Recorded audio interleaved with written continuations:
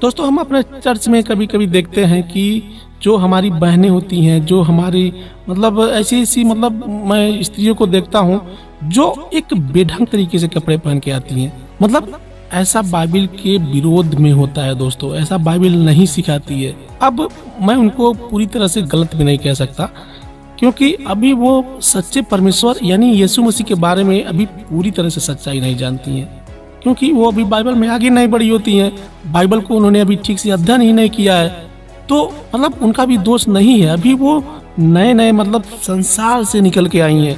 अगर वो सचमुच बाइबल पढ़ी होती और यीशु के बारे में जानती कि ये सब जो है एक व्यभिचार को बढ़ावा देता है, तो वो हमारी बहनें बिल्कुल ऐसा नहीं करती। तो दोस्तों हम आगे बात करेंगे इसके बारे में पूरे डिटेल से।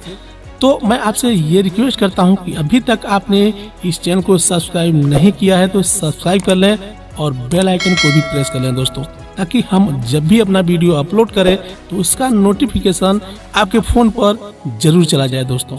एक्चुअली दोस्तों मैं इस टॉपिक पर एक पहले से ही वीडियो बनाकर तैयार किया है कि क्या एक मसीही स्त्री को चर्च में सिंदूर, बिंदी या मंगलसूत्र पहन के आना चाहिए कि नहीं आना चाहिए। तो बिल्कुल उसी से रिलेटेड ये भी वीडियो है, मैंने तैयार किया है। तो वीडियो में लास्ट तक देखते रहिए दोस्तों, आपको सब कुछ समझ में आ जाएगा। एक्चुअली जब हमारे किसी बहन को यीशु के बारे में बताया जाता है तो वह अभी नई आई होती है। ऐसे में वह सोचती है कि मतलब कपड़े क्या है, कपड़े तो कैसे भी पहने जा सकते हैं। मतलब वो अभी परमेश्वर को ठीक तरीके से नहीं जानती है, बाइबल में आगे नहीं बढ़ी हुई होती है। तो वो सोचती है इसमें क्या हर्ज है, या तो कोई भी पहन सकता है, कर सकता है। तो सुनिए दोस्तों, जब कोई व्यक्ति ना मतलब कोई भी किसी भी परिवार में कोई बच्चा जन्म लेता है तो वह उसी रीति रिवाज से पलना स्टार्ट करता है जो वो अपने पड़ोस से, अपने समाज से सीखते चले आता है। अब जाहिर सी बात है कि आजकल का जो समाज है ना वो एकदम बेढंग हो चुका है। मैं अभी 2 दिन पहले एक अपने रिलेशन में गया हुआ था, तो मैं वहाँ देखा कि एक डीजे पर गाना चल रहा था। तो उस गाने में ऐसी गंदी मतलब अब मैं आपको मतलब बता नहीं सकता कि मैंने क्या क्या वहाँ पर देखा है। मतलब जो वहाँ पर मैंने लड़कियों को देखा, औरतों को देखा, वो लड़के और लड़कियां एक साथ मतलब डांस कर रही थी, आधे नंगे कपड़े पहनकर। कभी वो उसको पकड़ता था, कभी वो उसको पकड़ती थी। तो इसी बात को लेकर एक हमारे भाई साहब थे, उनसे डिस्कस भी हो गया और उनसे छोटी मोटी तू मैं भी हो गई। वो कहने लगे कि ये तो समाज में ऐसे ही चलता है। मैंने कहा नहीं, ये बिल्कुल गलत है। वो फिर कहने लगे कि ये सब जो है मतलब शानो शौकत है, पुराने समय में ऐसे राजा महाराजा किया करते थे। बाहर है राजा महाराजा। मैं मतलब मुझको बहुत हंसी आया इस बात पे। मैं तुरंत मतलब खाना ना खाया और वहाँ से निकल गया। तो मेरे दोस्तों यही तो हमारे समाज का नियम है। दिनों दिन हमारा समाज जो है पाप में आगे बढ़ता जा रहा है, बुराई में आगे बढ़ता जा रहा है। लोगों को छोटी छोटी झूठ बोलने में, छोटी छोटी गलत काम करने में सोचना नहीं पड़ता है। इसीलिए बाइबल सिखाती है कि मेरी शिक्षा ऐसी नहीं है। अब देखिए हमारे देश में जो है टीवी फिल्म, मतलब आज घर घर में 70% औरत केवल अपना आधा टाइम जो है ना केवल टीवी और धारावाहिक देखने में अपना समय व्यतीत कर देती हैं। क्या बाइबल ऐसा सिखाती है? बिल्कुल नहीं सिखाती है। आप जो टीवी देख रहे हैं, जो मतलब जो जिस हीरोइन को जो नंगे अपना बदन दिखा रही हैं सब, वही तो आज आप अपने बच्चों को भी संस्कार दे रहे हैं। और आप खुद संस्कार की बात कर रहे हैं। आपको ये नजर नहीं आता है कि जो वो टीवी में जो हीरोइन है वो भी तो किसी की बहन है, किसी की माँ है, वो भी तो किसी की पत्नी है ना। तो बाइबल ये नहीं सिखाती है दोस्तों, बाइबल की ऐसी शिक्षा नहीं है। बाइबल सिखाती है कि दुनिया की जितनी भी औरतें हैं अपनी पत्नी को छोड़कर सब तुम्हारी माँ है और तुम्हारी बहन है। अब मान लीजिए जो धारावाहिक फिल्म में आप हीरोइन को नंगे आधे कपड़े देख रहे हैं, एक दूसरे से वो चुंबन करती हैं, एक दूसरे से गले मिलती हैं।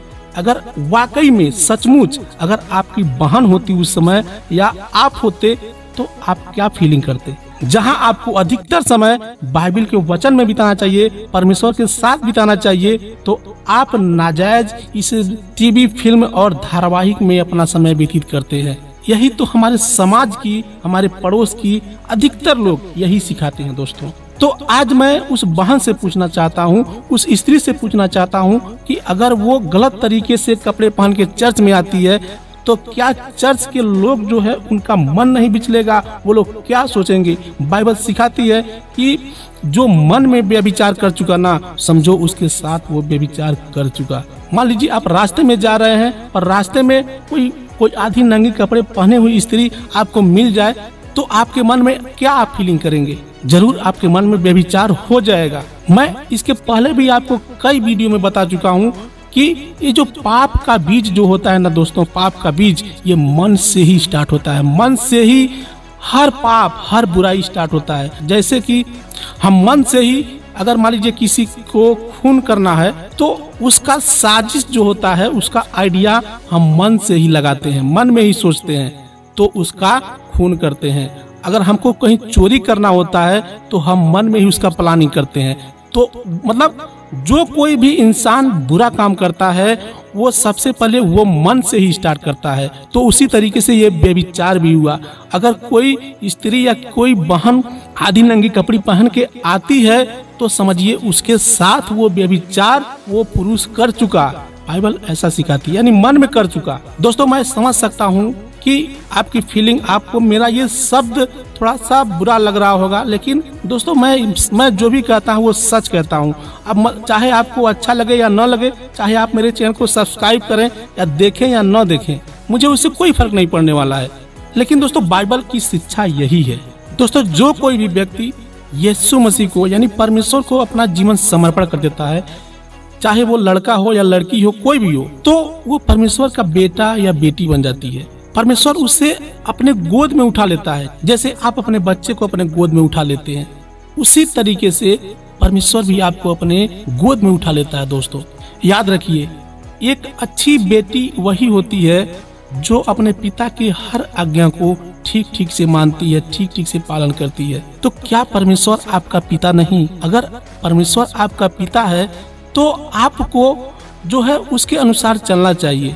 अगर आप सही मायने में यीशु मसीह को परमेश्वर मान चुकी हैं और उसे अपना जीवन समर्पण कर चुकी हैं, तो आपको सारे मतलब ये जो है बेढंग वाला काम छोड़ करके परमेश्वर के वचन बाइबल में आगे बढ़ना चाहिए।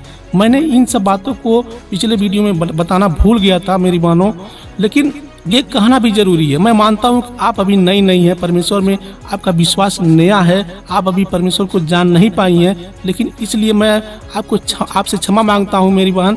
लेकिन मैं आपसे रिक्वेस्ट करूंगा कि आप सबसे पहले परमेश्वर को जानिए कि परमेश्वर है कौन, यीशु मसीह है कौन।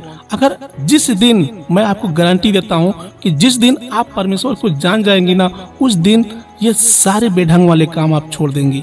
इसीलिए मेरी बहनों 1 पतरस 3:3 कहता है, और तुम्हारा श्रृंगार दिखावटी न हो, अर्थात बाल गूंथने और सोने के गहने या भात भात के कपड़े पहनना। मतलब ये सब दिखावटी नहीं होना चाहिए। हमको जो है ये सब करना है, लेकिन मतलब हमको आत्मिक रूप से आत्मा में ये श्रृंगार करना है, ये सजना संवारना है कि हम परमेश्वर के वचन को अपने आत्मा में कैसे संवारते हैं।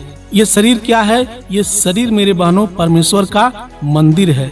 इसको हमें कैसे सजना, अब इस मंदिर में जिस परमेश्वर को हम बसाए हैं उसको कैसे सजा कर रखना है, कैसे संवार कर रखना है, हम बाइबल उसकी बात कर रहा है मेरी बहनों। ये ऊपरी सजावट की बात यहाँ पर नहीं हो रही है कि हमको क्रीम कैसे लगाना है, लिपस्टिक कैसे लगाना है, कैसे कपड़े पहनना है, कैसे हमको अपने शरीर को सुंदर दिखाना है। मतलब बाइबल इसकी बात नहीं कर रही है। हमको बाइबल सिखा रही है कि परमेश्वर का ये जो वचन है इसको हमको अपने आत्मा में, अपने मन में कैसे सजा कर संवार कर रखना है। हम व्यवस्था विवरण 22 के 5वां हम वचन देखते हैं तो कहता है, कोई स्त्री पुरुष का पहरावा न पहने और न कोई पुरुष स्त्री का पहरावा पहने, क्योंकि ऐसे कामों के सब करने वाले तेरे परमेश्वर यहोवा की दृष्टि में घृणित हैं। देखिए दोस्तों, आज में जो ये चल रहा है ना कि कभी पुरुष जो है स्त्री का कपड़े पहनकर मतलब घूमते हैं, कभी स्त्री जो है पुरुष का कपड़े पहनकर घूमते हैं, ये परमेश्वर को बिल्कुल और बिल्कुल भी शोभा नहीं देता है। आपको ये सब मालूम होना चाहिए कि स्त्री का पहरावा कुछ और है, पुरुष का पहरावा कुछ और है। अब ऐसे थोड़ा हो गया कि कोई मतलब कुछ भी पहन ले, कुछ भी कर ले। आजकल तो बहुत देखा जा रहा है विदेशों में कि पुरुष से शादी कर ले रहा है, स्त्री से शादी कर ले रही है। मतलब टोटली एकदम। अब आप बताइए कि ये परमेश्वर कैसे बर्दाश्त कर सकता है? परमेश्वर ने स्त्री और पुरुष को बहुत ही मतलब मैं आपको क्या बताऊं, बहुत ही गढ़ गढ़ के बनाया है। बहुत ही परमेश्वर ने इसलिए नहीं बनाया था कि जो नहीं करना चाहिए वो भी इंसान आज कर बैठे। अब मैं आपको एक उदाहरण देता हूं मेरे दोस्त। मान लीजिए ये घर में एक रोशनी जल रही है, बल्ब जल रहा है। अगर मैं इस बल्ब को खरीद कर लेकर आया हूं तो मैं इसको किस लिए खरीद कर लेकर आया हूं? ताकि मेरे घर में रोशनी बना रहे, मतलब अंधियारा ना हो, इसीलिए। लेकिन अगर ये बल्ब कहे कि मैं जलूंगी नहीं, मुझे नहीं जलना है, तो आप उसके साथ क्या करेंगे? उसको उठाकर पटक देंगे, फोड़ देंगे। वैसे ही अगर हम परमेश्वर के कहे अनुसार नहीं चलेंगे तो परमेश्वर हमारे साथ क्या करेगा? हमको भी वैसे ही उठाकर पटक देगा, फोड़ देगा, तोड़ देगा, और हमें जो है उस अनंत काल के नर्क में डाल देगा कि जाओ जलो उसमें हमेशा के लिए। तो दोस्तों आशा करता हूँ कि आप आज के इस वीडियो से कुछ मोटिवेट जरूर हुए होंगे। साथ ही साथ मैं आपसे ये भी रिक्वेस्ट करता हूँ कि यदि आपने अभी तक हमारे इस चैनल को सब्सक्राइब नहीं किया तो सब्सक्राइब कर लें, और सब्सक्राइब करने के बाद बेल आइकन को भी जरूर प्रेस कर लें। दोस्तों चाहे तो आप इस वीडियो को शेयर भी कर सकते हैं अपने दोस्तों में। मिलते हैं फिर अगले वीडियो में, तब तक के लिए आप सबको जय मसीह की दोस्तों।